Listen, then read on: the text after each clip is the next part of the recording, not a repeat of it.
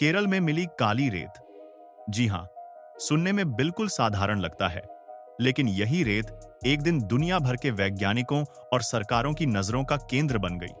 लोग सोचते थे कि यह बस समुद्र की रेत है, थोड़ी काली, थोड़ी भारी। लेकिन जब वैज्ञानिकों ने इसे करीब से परखा, तो पता चला कि इस रेत में छिपा है एक ऐसा खजाना जो भविष्य की तकनीक, ऊर्जा और अंतरिक्ष तक को बदल सकता है।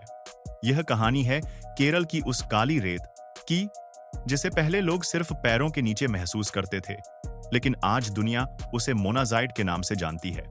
केरल के समुद्र तटों पर तैरती यह काली रेत अचानक खोजी नहीं गई।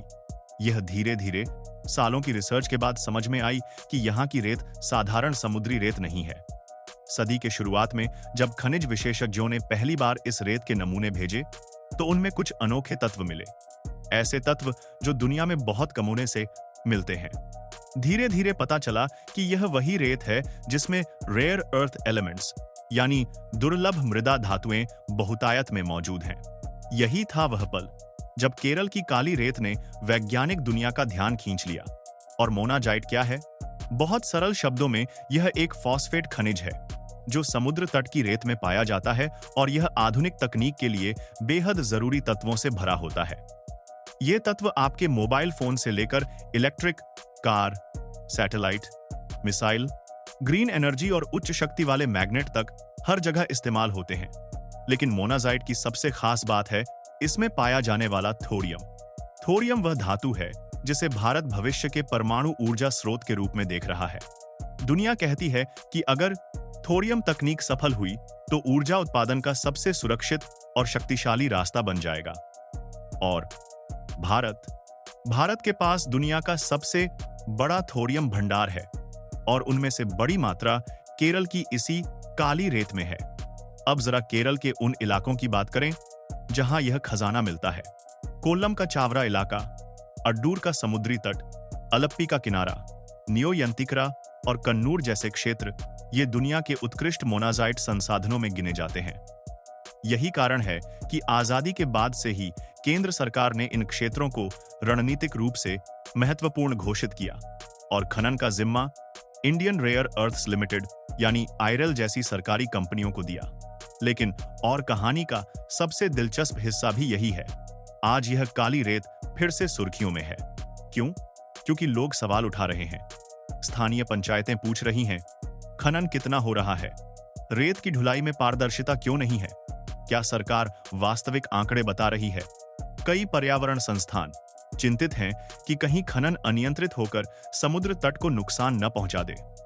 तटीय क्षेत्र वैसे ही संवेदनशील होते हैं।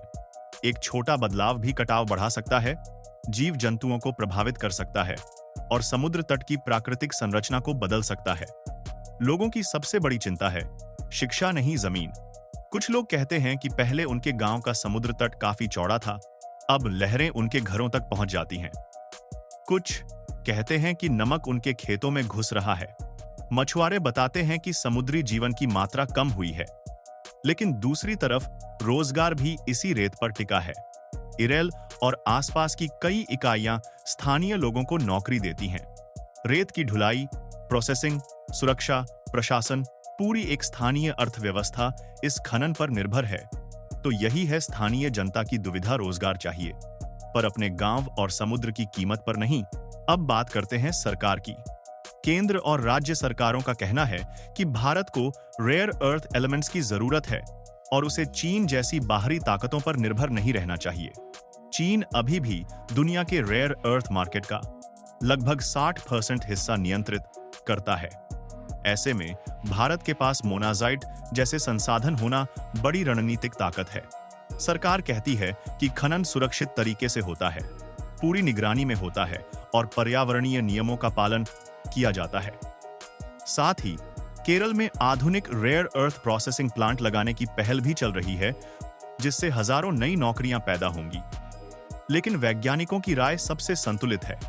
वे कहते हैं कि मोनाजाइट हमारे ऊर्जा भविष्य के लिए बेहद महत्वपूर्ण है, खासकर थोरियम आधारित रिएक्टरों के लिए। लेकिन वे यह भी चेतावनी देते हैं कि समुद्र तट बहुत संवेदनशील है, खनन धीमी गति से होना चाहिए। हर कदम पर वैज्ञानिक अध्ययन जरूरी है। निकाली गई रेत की भरपाई यानी रिप्लेनिशमेंट होना चाहिए ताकि तट संतुलित रहे। अब राजनीति तो किसी भी बड़े मुद्दे में आ ही जाती है। विपक्ष कहता है कि सरकार असली डेटा जारी क्यों नहीं करती? क्या गैर कानूनी निर्यात हो रहा है? क्या किसी लॉबी का दबाव है? सरकारी एजेंसियां इन आरोपों को झूठ बताती हैं, लेकिन बहस अभी भी जारी है। अंतर्राष्ट्रीय स्तर पर दुनिया आज रेयर अर्थ एलिमेंट्स की तरफ देख रही है, क्योंकि इलेक्ट्रिक वाहनों, अंतरिक्ष अनुसंधान, ग्रीन एनर्जी और आधुनिक रक्षा तकनीक की मांग बढ़ रही है। इस दौर में भारत का नाम तेजी से उभर रहा है, क्योंकि उसके पास थोरियम के बड़े भंडार हैं और उनमें से बहुत कुछ केरल की रेत में छिपा है। अब सबसे बड़ा सवाल, क्या केरल की यह काली रेत हमारे लिए वरदान बनेगी या बोझ? यह पूरी तरह इस बात पर निर्भर करता है कि हम इसका इस्तेमाल कैसे करते हैं। अगर खनन पारदर्शी हो, स्थानीय लोगों को शामिल किया जाए, वैज्ञानिक और पर्यावरणीय संतुलन रखा जाए, तो यह रेत भारत को भविष्य की ऊर्जा और तकनीक में दुनिया की अग्रिम पंक्ति में ला सकती है। पर यदि जल्दबाजी में खनन बढ़ा दिया गया, तो यह तटीय इलाकों की पहचान, सुरक्षा और प्रकृति तीनों को नुकसान पहुंचा सकता है। अंत में केरल की काली रेत की कहानी सिर्फ खनिज की नहीं है। यह प्रकृति, विज्ञान, राजनीति, स्थानीय लोगों और भारत के भविष्य की कहानी है। यह रेत भारत को बदल सकती है, लेकिन उसी समय यह रेत हमें यह भी याद दिलाती है कि प्राकृतिक संसाधनों का उपयोग सोच समझकर करना जरूरी है। अगर संतुलन बना रहा, तो आने वाले समय में केरल सिर्फ बैकवाटर्स और त्योहारों का प्रदेश नहीं होगा, बल्कि दुनिया की हाईटेक रेस में एक मजबूत खिलाड़ी भी होगा। अगर आपको ऐसे ही गहराई से समझाए गए सरल और रोचक वीडियो पसंद आते हैं, तो हमारे चैनल को सब्सक्राइब जरूर कीजिए।